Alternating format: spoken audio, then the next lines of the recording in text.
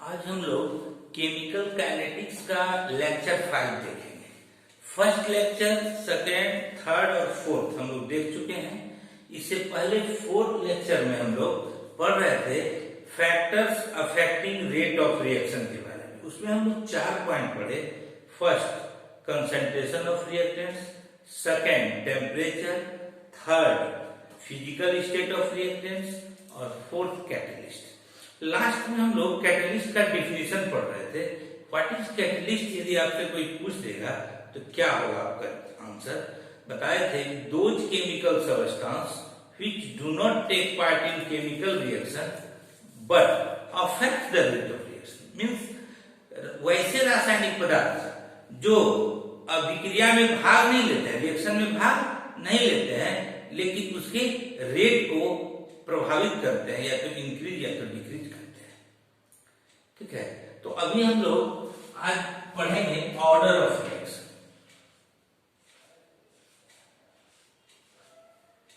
Order of reaction, order of reaction.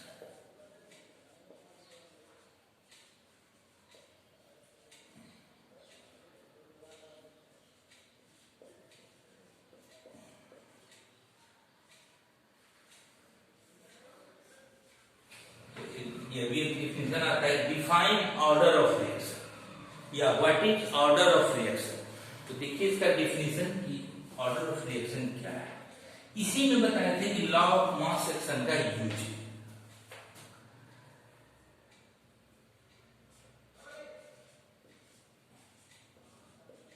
The sum of the power of concentration, the sum of the power of concentration term in the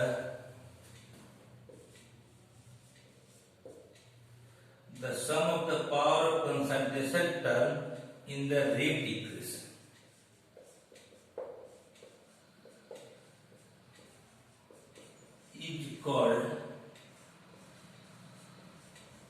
is called order of reaction। देखिए इस definition में हम लोग एक एक word पर गौर करेंगे। The sum of the power of concentration term in the rate equation is called order of reaction. अब देखिए सम माने योगफल, पावर तो होता है घात, कंसंट्रेशन टर्म समझिए सांद्रण पर, रेट इक्वेशन एक वर्ड है। यहाँ हम लोग पढ़े थे रेट ऑफ रिएक्शन, यहाँ रेट इक्वेशन, वेग समीकरण। इसका हिंदी यही हुआ कि किसी रासायनिक अभिक्रिया में के वेग समीकरण में सांद्रण पद के पावर के योगफल को ऑर्डर ऑफ रिएक्शन। अभी हम लोग ये रेट ऑफ रिएक्शन लिख के दिखाएंगे आपको। ये सम का क्या मतलब हुआ? सम ऑफ द पावर। पावर समझते हैं ना, कहीं पर x का पावर 2 है, y का पावर 3, इसमें कोई पूछेगा x का पावर क्या है? 2। यहाँ x का पावर क्या है? 3। यही हुआ पावर ना। इसको हम लोग समझेंगे सम ऑफ पावर का क्या मीनिंग है, रेट इक्वेशन का क्या। ये डिफिनेशन हुआ कि अगर आपसे कोई पूछेगा कि what is order of reaction, तो कहिएगा the sum of the power of concentration term in the rate equation is called order of reaction. देखिए इसको तो हम समझाते हैं। लॉ ऑफ मास एक्शन पढ़ाए थे आप लोग, पीछे के लेक्चर को 2 बार 3 बार देखिए। लॉ ऑफ मास एक्शन में हम बताए थे कि जैसे मान लीजिए एग्जाम्पल लेते हैं, जैसे कि हमारे पास एक समीकरण, ये ऑर्डर ऑफ रिएक्शन किसी भी रिएक्शन का निकालते हैं। तो जैसे एक रिएक्शन हम लेते हैं 2SO2 plus O2, sulphur dioxide का कंबसन दहन, SO2 प्लस O2, ये दोनों मिल करके क्या बनाता है? SO3। क्या बनाता है? SO3। दो दिए, 2 सल्फर, यहाँ भी 2 दे दी, 2 सल्फर, या ऑक्सीजन देखिए 2 × 2 4 और 2 6, 3 × 2 6, बैलेंस हो गया। ये समीकरण इक्वेशन बैलेंस है। इस इक्वेशन का हम लोग 2 चीज निकाल सकते हैं। इससे पहले पढ़े हैं मोलिकुलरिटी, अभिक्रिया की अनुपता, वो भी निकलेगा। और दूसरा जो भी नया चीज पढ़ रहे हैं ऑर्डर ऑफ रिएक्शन। एग्जाम में जो है एक तो डिफिनीशन आ सकता है, दूसरा पूछ सकता है इस रिएक्शन का ऑर्डर ऑफ रिएक्शन क्या है, और एक ये अभी पूछता है जो पहले पढ़ा चुके हैं मोलिकुलरिटी ऑफ रिएक्शन। तीन तरह से एक तो डिफिनीशन आ सकता है ऑर्डर ऑफ रिएक्शन का, तो डिफिनीशन ये है ये रिएक्शन दे देगा, ये बैलेंस देगा या बैलेंस देगा तो बैलेंस कर लीजिएगा, बैलेंस कर देगा या नहीं करेगा तो आप कर लीजिएगा, और कहेगा इसका ऑर्डर ऑफ रिएक्शन क्या है या मोलिकुलरिटी ऑफ रिएक्शन। आइए इससे पहले हम लोग मोलिकुलरिटी पढ़ चुके हैं, तो मोलिकुलरिटी ऑफ रिएक्शन में कोई टेंशन नहीं, बहुत आसान चीज है। मोलिकुलरिटी अभिक्रिया की अनुता किसे कहते हैं? मोलिकुलरिटी ऑफ रिएक्शन जो है इसका थ्योरी होगा, फिर से एक बार नीचे रिवाइज कर लेते हैं। मोलिकुलरिटी ऑफ रिएक्शन अभिक्रिया की अनुता क्या है? किसी केमिकल रिएक्शन में जितने मॉलिक्यूल भाग लेते हैं अभिक्रिया में रिएक्शन में उसी को मोलिकुलरिटी कहते हैं। ये बैलेंस इक्वेशन है, इसमें देखिए क्या है, SO2 का 2 मोल है और O2 का या कुछ नहीं तो 1 है, तो 2 और 1 3, इसका मोलिकुलरिटी क्या हो गया? 3। लेकिन अभी तो हम लोग पढ़ रहे हैं क्या? Order of reaction. इस रिएक्शन का हम ऑर्डर निकालने के लिए आपको बताएंगे, तो ऑर्डर निकालने के लिए ये तरीका नहीं है, इसका तो डिफिनीशन था कि जितने मॉलिक्यूल रिएक्शन में भाग लेते हैं उसको मोलिकुलरिटी कहते हैं, इसका अलग डिफिनीशन है। इसका डिफिनीशन क्या है कि the sum of the power of concentration term in the rate equation. देखिए इसका रेट इक्वेशन लिखते हैं, इसका इस इक्वेशन का ये जो रिएक्शन है ऑर्डर निकालने के लिए हम लोग इसका रेट इक्वेशन लिखें। देखिए law of mass action, law of mass action क्या है पढ़े हैं हम लोग, देखे होंगे वीडियो में। रेट ऑफ रिएक्शन, उसमें स्टेटमेंट था कि किसी भी केमिकल रिएक्शन का जो रेट है वो उसके रिएक्टेंट्स के कंसंट्रेशन के प्रोडक्ट के डायरेक्टली प्रोपोर्शनल। देखिए यही rate of reaction is directly proportional. Reactant क्या है? SO2 और O2, ऐसे लिखेंगे SO2 into O2, दोनों रिएक्टेंट है। और क्या बताए थे कि उसको बैलेंस करने के जो कोएफिशिएंट आता है वो इसके पावर में होगा। SO2 का कोएफिशिएंट 2 है, पावर 2 होगा। O2 का कोएफिशिएंट या कुछ नहीं है, क्या समझेंगे 1। अब क्वेश्चन के सर कैसे लिख दिए? ये लॉ ऑफ मास एक्शन में हम लिखे थे कि rate of reaction is directly proportional to the product of concentration of reactant. किसी रासायनिक अभिक्रिया में या किसी रासायनिक अभिक्रिया का दर उसके प्रतिकारकों के सांद्रण के, ये चिन्ह को सांद्रण कहते हैं, सांद्रण के गुणनफल के सीधा समानुपाती होता है। देखिए यहाँ दोनों में गुना का चिन्ह है, यहाँ पर सीधा गुना। और हम आप लोग को जब लॉ ऑफ मास एक्शन पढ़ा रहे थे, यहाँ पर ऐसे एक समीकरण लिए थे इस तरह का, N1 moles of A reacts with N2 moles of B, देखिएगा N3 moles of C and N4 moles of D, N4 moles of D। इसका जब रेट लिखे थे, rate of reaction, rate of reaction, उसमें क्या किए थे? A और B लिए थे और A का कोएफिशिएंट का पावर 1 होता है, N1 है, N1 ले लेंगे ऊपर में, और यहाँ कोएफिशिएंट N2 है तो B की जगह क्या लिख देते हैं? तो कॉपी में देखिएगा, लॉ ऑफ मास एक्शन पढ़ाते समय इस तरह का दिए थे, ठीक है। कि रेट ऑफ रिएक्शन जो है वो डायरेक्टली प्रोपोर्शनल होता है किसके? ये दोनों रिएक्टेंट A और B। यहाँ A और B की जगह क्या है? SO2 और O2, C की जगह SO3 नहीं है, ठीक, प्रोडक्ट में की। अब देखिए ये है, ये लॉ ऑफ मास एक्शन के आधार पर लिखा है। ये जो यहाँ से यहाँ तक लिखा गया इसी को कहा जाता है रेट इक्वेशन। क्या बोला जाता है इसको? Rate equation. तो कैसे लिखे? ये लॉ ऑफ मास एक्शन के आधार पर लिखा है। लॉ ऑफ मास एक्शन का जो स्टेटमेंट है कि the rate of chemical reaction is directly proportional to the product of concentration of reactant. ये दोनों इसका क्या है? रिएक्टेंट है, इसी का कंसंट्रेशन है, उसी का प्रोडक्ट, दोनों को गुणनफल में दिया। इसका कोएफिशिएंट 2 है तो पावर क्या? 2। इसका कोएफिशिएंट 1 है तो पावर क्या? 1। ये जो लिखे हैं यहाँ से यहाँ तक, इसी को इस चैप्टर में हम लोग क्या बोलते हैं? Rate equation. कभी भी दे देगा, ये इक्वेशन दे देगा, रिएक्शन क्या इसका रेट इक्वेशन, रेट इक्वेशन नहीं देगा, इसको क्या बोलते हैं? Rate equation. ये क्या हुआ? मोलिकुलरिटी वेरी सिंपल तरीका है इसका निकालने का कि किसी रिएक्शन में जितने मॉलिक्यूल भाग लेते हैं, इसमें 2 मोल SO2 है, 1 मोल O2 है, तो मोलिकुलरिटी 3 हो गई, इसमें कोई टेंशन नहीं। मोलिकुलरिटी का 2-3 एग्जांपल हम कॉपी में दिए हैं आपको।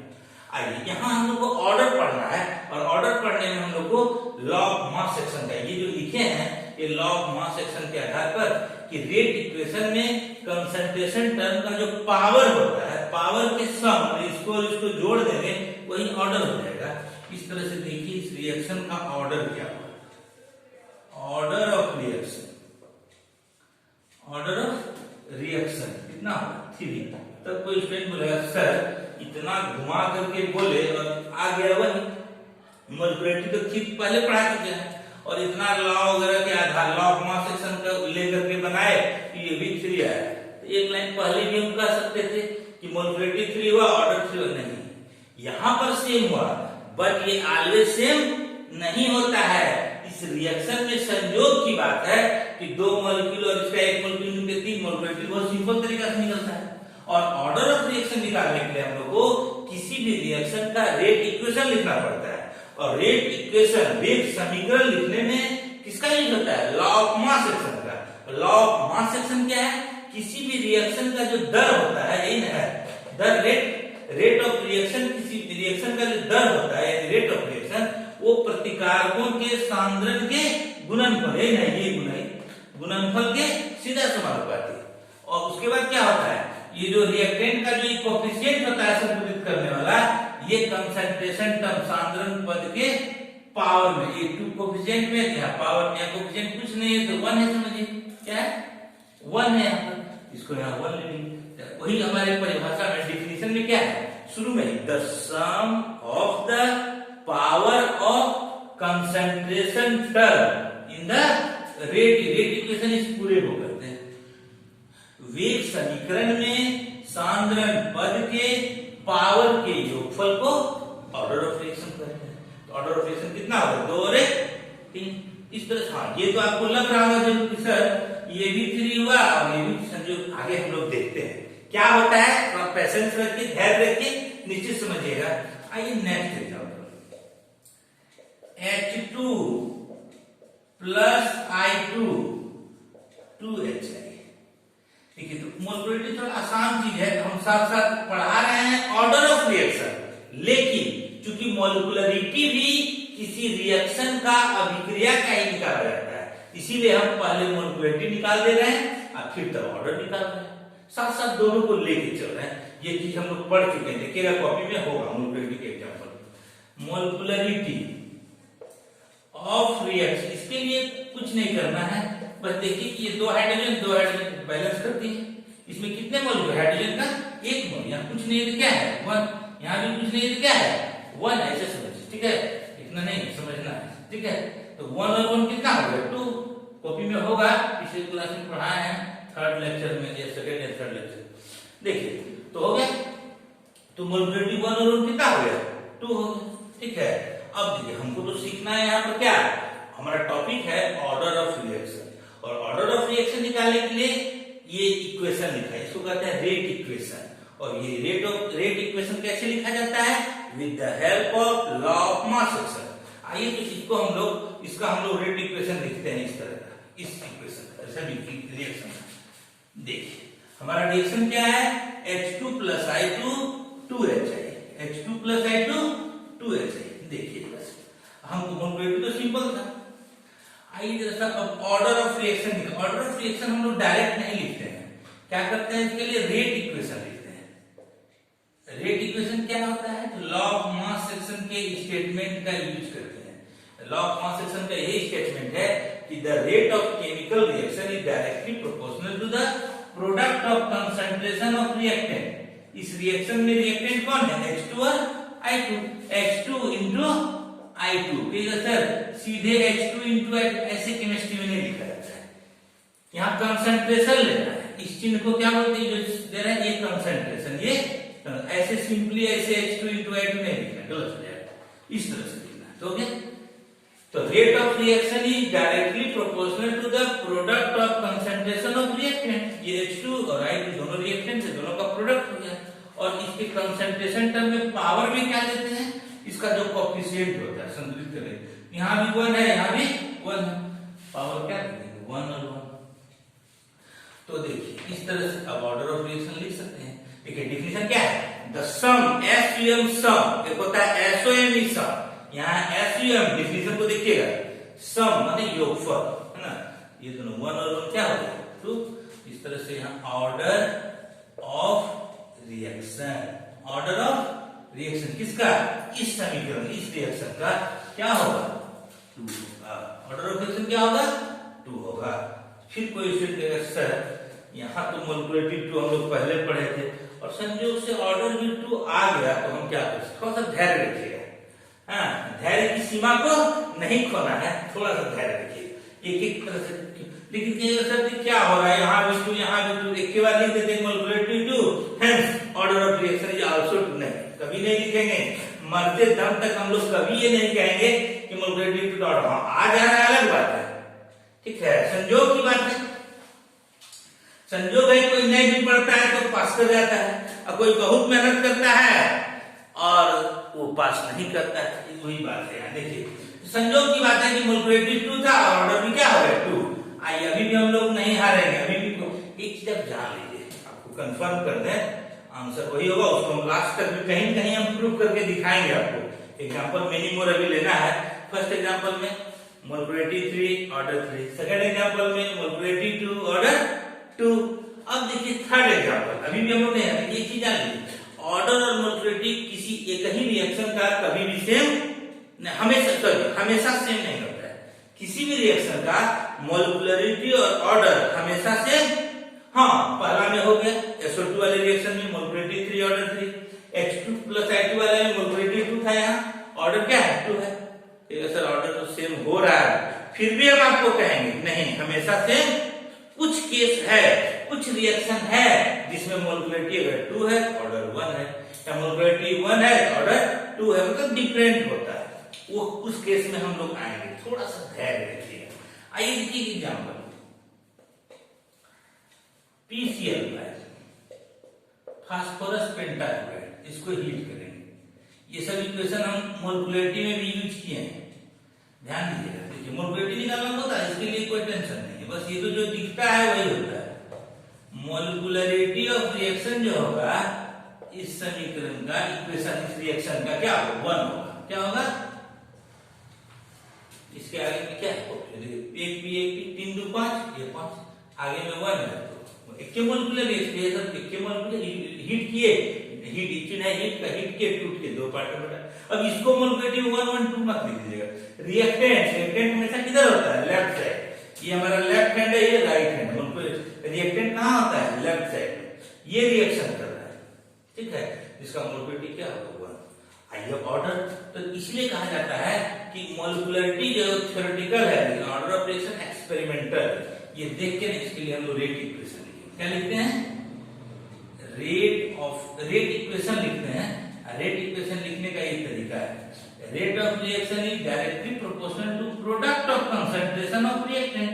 तो प्रोडक्ट यहाँ रिएक्टेंट एक ही है, तो प्रोडक्ट किसका है, अब एक ही मॉलिक्यूल है, इसी को लेंगे, कोई दूसरा इसके साथ है नहीं। अच्छा, इसका कोएफिशिएंट 1 है, पावर क्या है, डिफिनिशन है तो सब, जैसे इसमें यहाँ भी H2 I2 वाला मिटा दिए हैं, देखिए 1 हो गया 1 1 2, इसमें देखिए एक के मोल है, पावर 1 है, तो इसका ऑर्डर में क्या होगा, कंसंट्रेशन यही है, कंसंट्रेशन टर्म है, इसको कहते हैं concentration term. The sum of the power of concentration term, एक के टू कंसंट्रेशन है सिर्फ PCl का, इसका पावर क्या है 1, ऑर्डर क्या हो जाएगा 1। इस तरह से इस रिएक्शन का ऑर्डर क्या हो गया 1, ऑर्डर ऑफ रिएक्शन क्या हो गया 1। अब कोई स्टूडेंट कहेगा सर फर्स्ट में सेम हो गया तो हम लोग मान लिए, सेकंड में 2 2 हो गया तो हम लोग मान लिए, चलिए अब क्या हुआ, थर्ड में भी क्या हुआ, मोलकुलरिटी तो 1 एक ही मोल रिएक्शन में भाग ले रहा है, और ऑर्डर भी क्या हो गया, एक ही मोल रिएक्टेंट है तो इसका कोएफिशिएंट 1 है, पावर 1 हो गया तो ऑर्डर 1 हो गया। अब ये हो क्या, लेकिन हम अभी भी आपको कहते हैं कि ऑर्डर मोलकुलरिटी हमेशा सेम, किसी रिएक्शन का मोलकुलरिटी और ऑर्डर हमेशा सेम नहीं होता है, कुछ केस में सेम होता है, उसी में से ये सब है। अभी लगातार हम लोग 3 एग्जांपल देखे और तीनों में क्या देख रहे हैं कि मोलकुलरिटी 2 तो ऑर्डर 2, मोलकुलरिटी 1 तो ऑर्डर 1, इससे पहले फर्स्ट वाले में था मोलकुलरिटी 3 ऑर्डर 3। तब हम लोग यहाँ लिखेंगे एग्जांपल तो और भी है, आगे देखेंगे, लेकिन अभी यहाँ लिखेंगे। अभी भी हम लोग हारे नहीं हैं, हम लोग यहाँ लिखेंगे कि molecularity of reaction and order of reaction are not always same. Same हो रहा है फिर भी हम लोग लिखेंगे कि हमेशा सेम। तब स्टूडेंट को सर एक एग्जांपल तो दिखा दीजिए, हम लोग का शब्द का सीमा टूट रहा है, शब्द की सीमा को तोड़िए मत, थोड़ा सा विश्वास रखिए, हम क्लास छोड़ के भाग नहीं रहे हैं, ठीक है। देखिए अभी भी हम लोग कहेंगे नहीं मोलेकुलरिटी ऑर्डर सेम हो रहा है, लेकिन हम लोग अभी हारे कुछ एग्जाम्पल हमारे पास है जो एग्जाम में पूछता भी है कि वैसा कौन सा रिएक्शन है जिसमें कि मोलेकुलरिटी ऑर्डर डिफरेंट होगा या होता है, उसको हम लोग बोर्ड पे डिस्कस करेंगे। यहाँ पर ये लिख दें क्योंकि एग्जाम में ऑब्जेक्टिव में आता है, क्या बताइए कि ऑर्डर ऑफ रिएक्शन और मोलेकुलरिटी ऑफ रिएक्शन किसी रिएक्शन का अभिक्रिया का हमेशा सेम होता है, कहेंगे नो नेवर, हमेशा सेम नहीं होता, हाँ कुछ केस में सेम। उसी कुछ केस में ये हम लोग 3 एग्जाम्पल देख लिए। फिर कोई स्टूडेंट कहे सर एक ऐसा एग्जाम्पल दीजिए जिसमें कि दोनों डिफरेंट हो, उसको दिखाएं। थोड़ा सा धैर्य बनाए रखिए। देखिए पहले लिखेंगे molecularity of reaction, molecularity of reaction, ध्यान से देखते रहिए, आएगा ऐसा एग्जाम्पल जिसमें कि ऑर्डर ऑफ रिएक्शन और मोलेकुलरिटी ऑफ रिएक्शन डिफरेंट होता है, वैसा रिएक्शन है। Molecularity of reaction and order of reaction, order of reaction are not always same. ये जितना पढ़ा रहे हैं ना सारे का हिंदी मीडियम में आपको नोट्स जाएगा, ठीक है, या भेजे होंगे नहीं तो फिर भेजेंगे, ठीक है, उसके लिए टेंशन नहीं। यहाँ समझिए कि किसी रिएक्शन का मोलेकुलरिटी और ऑर्डर ऑलवेज मतलब हमेशा समान नहीं, समान होता है लेकिन हमेशा समान नहीं होता है। इसी को जरा सा देखिए। तो आज जो हम लोग ये लेक्चर 5 है आज यहीं पर समाप्त होगा, ठीक है। तो हम लोग ये वैसे रिएक्शन का स्टडी नेक्स्ट लेक्चर में करेंगे जिसमें कि ऑर्डर और मोलेकुलरिटी क्या होता है डिफरेंट। वैसे एग्जांपल हैं जैसे हाइड्रोलाइसिस ऑफ ईस्टर, एक रिएक्शन है, ऑर्गेनिक में भी हम लोग पढ़े हैं और आगे भी ऑर्गेनिक में पढ़ना है और फिजिकल में भी है। क्या है हाइड्रोलाइसिस ऑफ ईस्टर, आपको टेंशन नहीं लेना है। पहले आप फर्स्ट, सेकेंड, थर्ड, फोर्थ, 5 पांचों लेक्चर को अच्छे से एक बार देखिए, 2 बार देखिए और जितना भी नोट्स भेजा गया है पहले भेजे थे और फिर सेकेंड राउंड भेजे हैं उस सारे को कंप्लीट कीजिए। और छठा लेक्चर जो आएगा उससे पहले हम एक स्टूडेंट से पढ़ाए हुए सारे क्वेश्चन को पूछेंगे, जवाब मिलेगा तो आगे क्लास चलेगा, नहीं तो यही स्टॉप हो जाएगा। हम देख रहे हैं काफी स्टूडेंट अभी सोच रहे हैं कि अभी लिखना शुरू करेंगे, हम एक का कॉपी चेक करेंगे तब छठा लेक्चर होगा और उस लेक्चर में हम दिखाएंगे हमारे पास कुछ